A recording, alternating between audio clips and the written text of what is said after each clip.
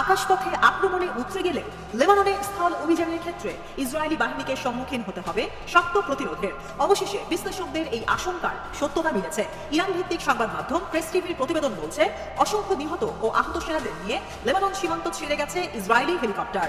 যুদ্ধস্থল ত্যাগ করা ইসরায়েল সামরিক বাহিনী আইডিএফ এর হতাহত বেশিরভাগ সেনাই গোলানি মিলিটারি ব্রিগেডের সদস্য। বৃহস্পতিবার ইসরায়েলের কয়েকটি গণমাধ্যম জানায়, দক্ষিণ লেবাননের মারুন আল রাস এলাকায় ভারী বিস্ফোরণ ঘটায় হিজবুল্লাহ যোদ্ধারা। লেবাননের সশস্ত্র গোষ্ঠীটি প্রতিরোধের মুখে পিছু হটে ইসরায়েল। এক পর্যায়ে নিহত ও আহত সেনাদের ইসরায়েলে পাঠানো হয় সামরিক হেলিকপ্টারের মাধ্যমে। লেবাননের একটি নিরাপত্তা সূত্র নিশ্চিত করেছে, হিজবুল্লাহর তৃতীয় বিস্ফোরণের শিকার হয় গোলানি ব্রিগেড। এক বিবৃতিতে হিজবুল্লাহ জানিয়েছে, দক্ষিণ লেবাননে স্থল অভিযান শুরু করার পর শহীদ হয়েছেন মাত্র 17 যোদ্ধা। বৃহস্পতিবার সকাল থেকে শুরু হয় প্রতিরোধ যুদ্ধ।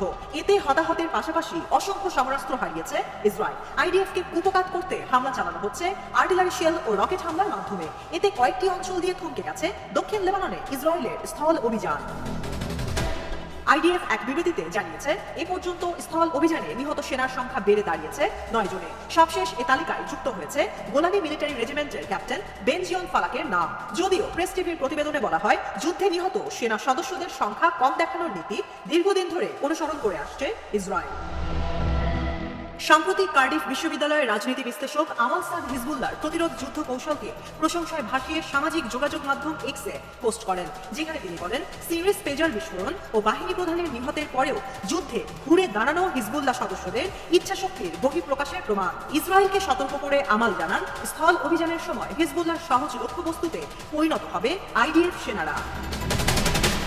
এদিকে বৃহস্পতিবার এক বিবৃতিতে হিজবুল্লাহ জানিয়েছে, সীমান্ত এলাকায় ইসরায়েলি সেনাদের লক্ষ্য করে ছোড়া হয়েছে 160টির বেশি রকেট। লেবানন ফিলিস্তিন সীমান্তের আল তাগরা এলাকায় ছোড়া রকেটগুলো সরাসরি আঘাত এনেছে ইসরায়েলের সামরিক ঘাঁটি ও বসতিতে। এর পাশাপাশি অসংখ্য ফালাক মিসাইল দিয়ে হামলা চালানো হয় রাবিন সামরিক ব্যারাকে। তৃতীয়বারের মতো আর্টিলারি শেল আঘাত এনেছে রাহেব সামরিক ঘাঁটিতে। ইসরায়েলি সেনাদের লক্ষ্য করে মিসগাভ আর্ম ফরেস্ট দিয়ে চালানো হয়েছে রকেট হামলা। এছাড়াও ড্রোন বিস্ফোরণ করা হয়েছে ইসরায়েলি অধিকৃত গ্যালিলি অঞ্চলে। তবে বেসামরিক জনগণকে লক্ষ্য করে হামলা চালিয়ে যাচ্ছে ইসরায়েল। বৃহস্পতিবার বৈরুতের একটি আবাসিক ভবনে ইসরায়েলি হামলায় প্রাণ হারিয়েছেন 7 স্বাস্থ্যকর্মী সহ 9 জন। ইউরোপীয় ইউনিয়নের পররাষ্ট্রনীতি বিষয়ক প্রধান জোসেফ বোরেল এক্সে অভিযোগ করেন, ঘন বসতিপূর্ণ স্থানে ইসরায়েলের হামলা আন্তর্জাতিক মানবাধিকার আইন লঙ্ঘনের শামিল।